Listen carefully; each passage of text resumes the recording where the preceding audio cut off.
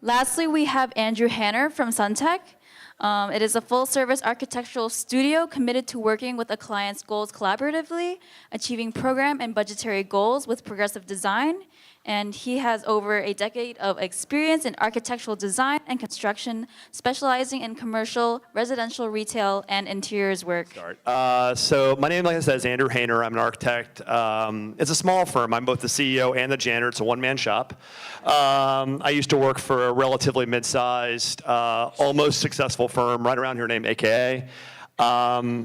I've been an architect for about 14 years, licensed for about 9. I've worked in New York actually I've been working for 16, but 14 of them in New York City.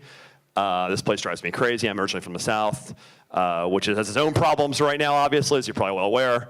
So we're gonna make this a little bit short. There's gonna be some dry subject matter. I'm gonna make some smart comments. We'll go from there. That sound good? Yeah. Okay, sustainability and bite-sized pieces. A couple things first, here we go. Just to show a little bit of my work first, and there's like a burn-in now. That's going to be strange. Anyway, okay, so this is a project I did at my old firm. I don't get jobs. Hello? Okay. I almost have to put it in my mouth, which is not good. This is a project I did at AKA. This is a L'Oreal floor at 575 Fifth Avenue. It's 12,000 square feet. It was completed, I want to say 2009 or so. This is one of the last projects I did at my old firm.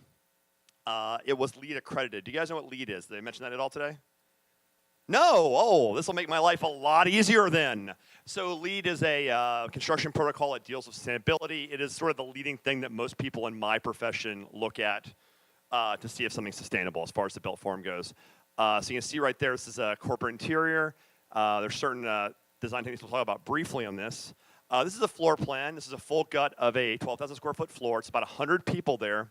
And we had certain strategies which actually were able to make it more sustainable from a construction, but also from a livability standpoint, because sustainability is not just construction or materials or the nuts and bolts. It's also how you feel about a space. The better you feel, the more productive you are. I know that's all we all feel. I mean, you'd rather be in a light space like this than in a dark closet somewhere, correct?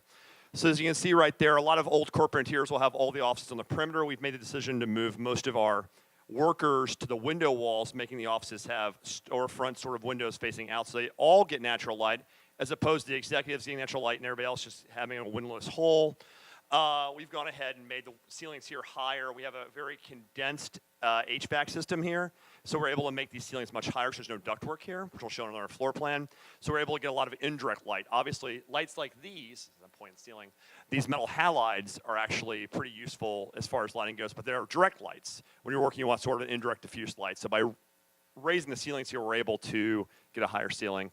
All the materials here are relatively locally sourced, not all of them, but most of the things, one of the major principles of sustainability, well, let's try that again. I did stand up for 2 years, and it's been a while, so I speak quickly when I'm nervous or tired or both. So anyway, one of the principles of LEED is also how your materials are gathered. This project, most of the materials were within a 500 square foot region, 500 mile region. Let's try that again. 500 mile region, 500 square feet. They're from over there. I got all of the furniture from the room next door. No, they're all basically within a 500 mile radius. So it means that you're using less fossil fuels to get there. Transportation's a big part of cost in construction. It's one of our big waste items. So by using locally sourced or quasi-locally sourced materials, we're able to save some of that. Also, all this in here, all the lighting is on a system control, much like a lot of buildings now. So they go on and off of sensors. We have daylighting sensors. We have occupancy sensors. We have programmable sensors, bless you, so that we're able to make sure that you're not using more energy than you have to. So here's a floor plan rendered. It shows, again, the sort of office planning space with a lot of common areas, breakout rooms with movable walls, so they're able to be inhabited in many different ways.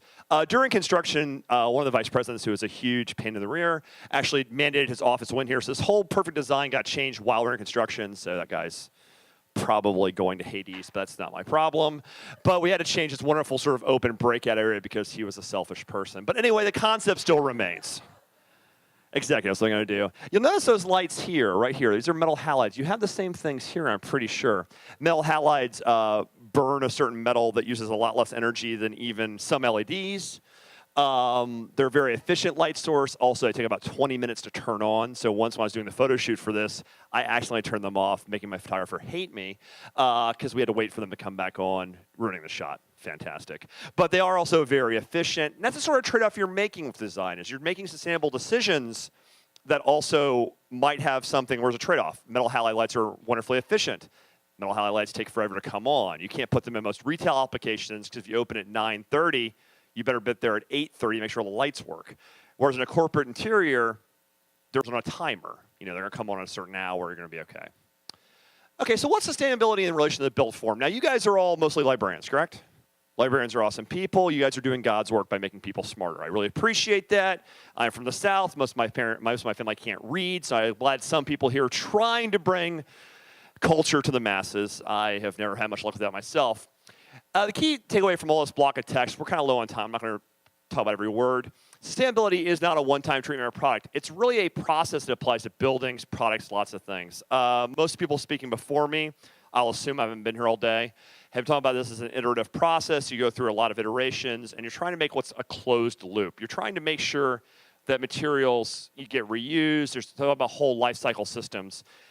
Decisions aren't made for today. They're made for today, tomorrow, the day after. And that's really how sustainability is defined, is what can be replicated, what can be repeated. In my job, that's remarkably difficult because a lot of people think about short-term profit.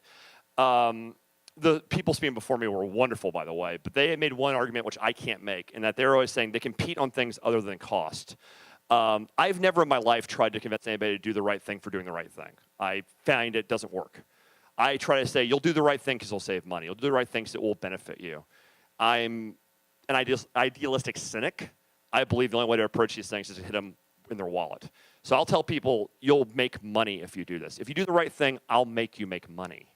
Because that's really all developers listen to. They don't have souls generally, so it's very hard to convince them to do the right thing. And I stopped trying. I just do the right thing and tell them it benefits them. And by the way, it's the right thing, which they already see dollar signs and don't care. Okay, so but how do you assess sustainability? And the thing that my profession's been remarkably bad about in my lifetime and lifetimes previous, when I was my previous lives, is that architecture is a profession that skews toward the white privileged person. I myself is not privileged as far as economically growing up, but I mean, I kind of am if you look at me. So the deal is it's had a certain perspective that's been very narrow in the last all of human existence. So it looks like there's only one view, and it's really that last one, the profit, the economic capital. They've always thought about it in terms of something being making money. And then in the last 40 years, sustainability has become much more a touchstone. I personally have always been thinking that it had a lot to do with the oil embargo. A lot of buildings designed in this city or before were built and designed in the era of cheap energy. And that doesn't exist anymore, which is great. Politics of scarcity are a wonderful thing to make you make decisions. It clarifies the mind. It sharpens your decision making. So now that energy is expensive, not just monetarily, but we also know the cost we all pay in our lungs, our lifespans, that we've started to think about things like the planet, natural capital. So in the last 40 years, we thought about how does the built form treat us physically, mentally, emotionally. And in the last maybe 15 to 20 years more, the social aspects become important. Not just how do the people in the building feel, how does it relate to the people that are around the building? How does it relate to the community it's sited in? What are we taking out of the building? So it's become this sort of triple bottom line concept, which a lot of writers have written about. And you don't just weigh it if it makes money. You don't just weigh it if it's good for the environment, or even if it helps people around it. You have to weigh them all fairly equally, in fact. And that's true sustainability, where everybody involved, not just the residents, but the people who are around it. Does it make money? Not just for the developer. Does it make money? Does it make economic sense for the people who are around it? Does it affect everybody in a positive way?